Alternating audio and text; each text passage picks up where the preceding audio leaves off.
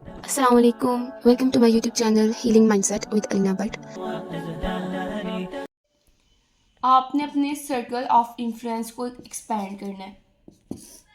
मैं आपको एग्जांपल देती हूँ। एक डिपार्टमेंट है बिजनेस का, वहाँ पर जो प्रेसिडेंट है ना, उसका काम क्या है, वो एम्प्लॉयज़ की सुनता नहीं है। उसका काम क्या है, no do that, no do this, I am ordering this, I am saying this to you, like वो अपने ऑर्डर्स लगा रहा है, वो एम्प्लॉयज़ की नहीं सुन रहा। एम्प्लॉयज़ जितनी मर्जी कर रहे हैं लेकिन वो एम्प्लॉयज़ की सुन ही नहीं रहा।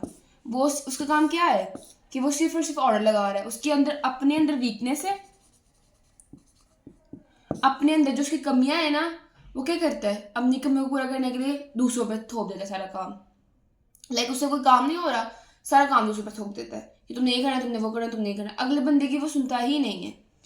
तो क्या होता है नेक्स्ट डे, क्या होता है, जो एम्प्लॉयज़ होते हैं ना, वो मिलकर बैठते हैं और बैठते हैं, बोलते हैं कि उसने मेरे से ये कर दिया, उसने मेरी नहीं सुनी, उसने ये कर दिया। अगले दिन फिर बैठते हैं, अगले दिन फिर ये बोलते हैं कि ये हो गया, वो हो गया। और इस तरह से क्या होता गया, ये चीज़ चलती रही। लेकिन उनमें एक इंसान था जो प्रोएक्टिव था। उसने सर्कल ऑफ कंसर्न था, जो उसका प्रेसिडेंट था और उसके सारा जो डिपार्टमेंट था, वो सर्कल ऑफ कंसर्न था। लेकिन सर्कल ऑफ इन्फ्लुएंस उसका अपना बिहेवियर था, कि वो अपना बिहेवियर कैसे उसका होता है।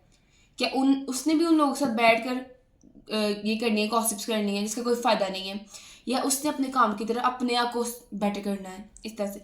अब वो प्रोडक्टिव इंसान क्या करता है, वो अपने सर्कल ऑफ इन्फ्लुएंस को ग्रो करता है, एक्सपैंड करता है। वो क्या करता है, मेहनत, जो बॉस कह रहा है उस पर फुल फोकस करके मेहनत करता है।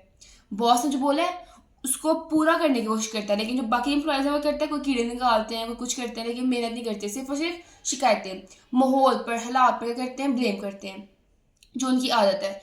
अब वो इंसान मेहनत करता है और एक दिन आता है कि प्रेसिडेंट मीटिंग में बैठ कर उस इंसान को पॉइंट आउट करता है और कहता है कि ही इज़ द वन, जिसने बहुत हेल्प की है, जिसने बहुत मेहनत की, जिसने इस बिजनेस को टॉप पे लाया है, he is the one. Like जो बाकी एम्प्लॉयज़ हैं वो देखते रह गए कि ये हुआ क्या है। वो प्रेसिडेंट वो प्रेसिडेंट इस तरह से कर रहा है। अब नेक्स्ट मीटिंग होती है, अब वो प्रेसिडेंट क्या करता है, वो उसी इंसान से, जिसने प्रोएक्टिव इंसान था, उससे मशवरा लेता है कि यहाँ पर मुझे क्या करना चाहिए।